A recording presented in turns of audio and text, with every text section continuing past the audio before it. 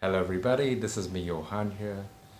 I've been using the Motorola One Action as my primary device over the past 1 week. And this is my full review of the Motorola One Action. Before we go ahead with this video, if you guys haven't subscribed to my channel yet, go ahead and hit the subscribe button right down there. And right after that, hit the bell icon so that y'all get notified with the latest videos the second they are uploaded on YouTube by me. As you guys can see for yourself, this phone is primarily made up of plastic at the back, and in front it does have Corning Gorilla Glass. And even the volume buttons and the power button don't necessarily feel very tactile and well put together. Overall build quality, I would rate this on this phone as okay, nothing very great or extraordinary like that, but it is reasonably decently put together, I would say. As this phone is made up of plastic, it is nice and light and nimble and very easy and comfortable to hold in hand. I've really enjoyed carrying this phone with me wherever I went. The Moto One Action does come with the same 3500 mAh battery and the same 6.3-inch screen used in the Moto One Vision. And I didn't expect anything much out of this phone's battery. I was expecting somewhere maybe 4.5 hours of screen on time and maybe 12 hours, a 12-hour shift on this phone on a heavy day. But to tell you the truth, this phone has really surprised me in the battery department. I've easily got 12 to sometimes even 16 hours of juice out of this phone. And to tell you the truth, the screen on times exceeded 6 hours. There were times where I got 5.5 hours of screen on time, and on most occasions I got over 6 hours of screen on time. The battery life on this phone is really respectable considering the size of the screen and a modest sized battery. The optimizations on this phone have been done really well, and battery wise you really do not need to worry about anything. It can easily last you a full working day even with heavy usage. Regarding the display on this phone, the display used on this phone is a 6.3-inch display. It's an IPS LCD display.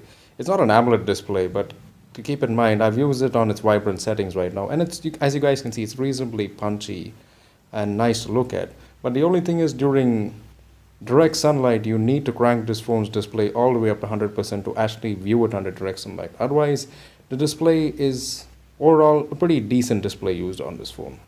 No complaints. As you guys can see, this phone does come embedded with the Dolby Atmos inside. And to be honest, I've been really disappointed regarding the quality of audio that comes via the 3.5mm headphone jack. It didn't matter what kind of earphones I'd use. The quality of audio was good, but the volume levels were so low. Believe me, I just did not enjoy listening to music on this phone via the earphones.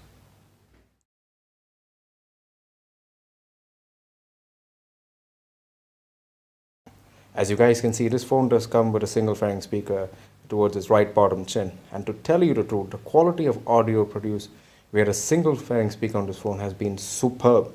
This is one of the very rare phones where I just needed to use maybe 50-60% of its volume to actually listen to the videos or the music that I wanted to hear on this phone via its speaker. At 100% volume, believe me, even if the room was filled with other noise, I could clearly hear what was coming out via the speaker on this phone. This is a very rare instance on a smartphone, and this is one of the best single pharing speakers I have ever experienced on a smartphone till date. I'll just play a music file to give you guys an idea of the quality of audio via the single pharing speaker on this phone. Let's take a listen to this, guys. Nice and crisp and clear and loud.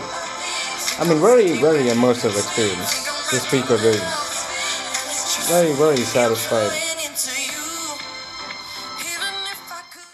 This video seeing is being played at its maximum brightness, and it's at its full resolution 1080p.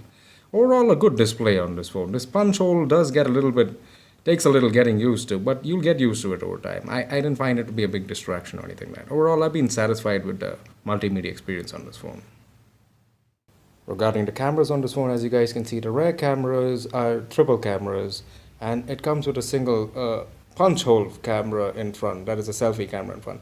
Overall, regarding the cameras, I've been pretty satisfied, especially with the rear camera. It does come with a sunrise sunset mode, which does help in boosting up the saturations and making the pictures look lively and colorful. Overall, I've been quite satisfied regarding the cameras on this phone.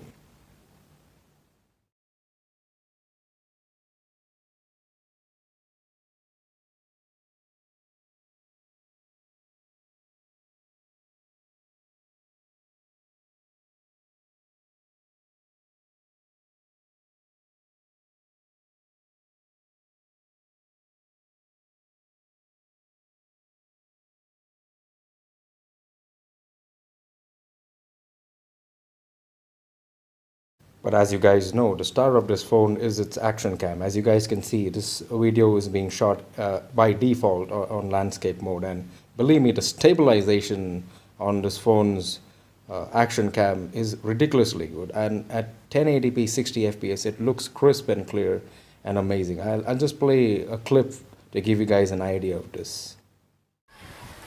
Alright, this clip is being played with the action camera. It's at its maximum resolution, full HD plus at 60 fps. I'll just run right now.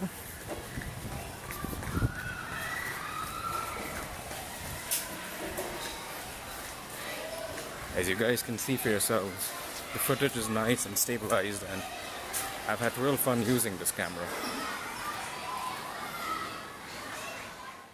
My verdict is very clear. If you plan to buy a phone for the purpose of video recording under 20k, this is the best option you can get in the market right now. Another plus point of this phone is it does come with the USB Type-C charging port cable. Regarding the charging speed, this phone does take a whole 2 hours to charge from 0 to 100% with a supplied charger in the box, which is okay, respectable, nothing great. Another very strong area of this phone has been with its call quality and reception. I've been mightily impressed regarding the call quality and reception of this phone. I could clearly hear what the other person on the other side was saying, and so could the other person clearly hear what I was saying on the other side. Reception wise, I did not face any signal drop or anything. As you guys can see, I've used dual SIM on this phone full time. I've used both Vodafone as well as Jio on this phone. I faced no issues whatsoever. Call quality and reception wise, this phone gets a big thumbs up from my side. Regarding performance on this phone, I've been really satisfied, telling you the truth. The phone does come with the Exynos 9609, the same chip used in the Samsung Galaxy A50, and it has been mightily impressive on this phone. It does come with 4 GB of RAM. You guys can just see. Look how fast it opens each and every app. I must say I've been really impressed with the animation speeds on this phone. I mean, Motorola have really optimized this phone really well. I'm telling you, you'll be hard pressed to even believe that you're using mid-range away. I mean, the performance has been silky smooth on this phone. Absolutely no issues. Even games like PUBG played at Ultra HD graphic settings with almost no hiccups at all. Performance wise, you're covered with this phone. And to keep in mind, it is Android 1, so you'll get the 2 next versions of Android and more than 2 years of security update on this phone. Performance wise, this phone, I give it a big thumbs up. I'll just showcase to you guys a short video clip and give you guys an understanding of how this phone runs PUBG.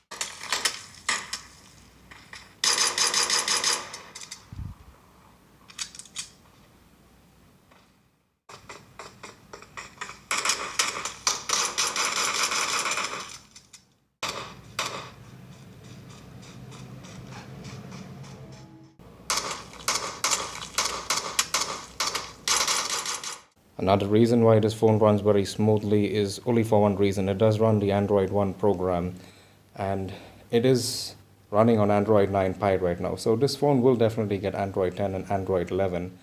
Switching between apps and multitasking has been an absolute breeze on this phone. No issues whatsoever. The one tiny gripe I have with this phone is it does come with a hybrid SIM slot, meaning you can either put 2 SIM cards inside or 1 SIM and 1 micro SD card. There's no option for 2 SIMs and a micro SD card. But keep in mind one thing, the phone does come loaded with a very generous 128 GB of storage, which more or less makes up for it. As you guys can see, the fingerprint scanner is placed at the rear of this phone. And to tell you or give you guys an understanding of the performance of the fingerprint scanner, I'll just showcase it to you right now.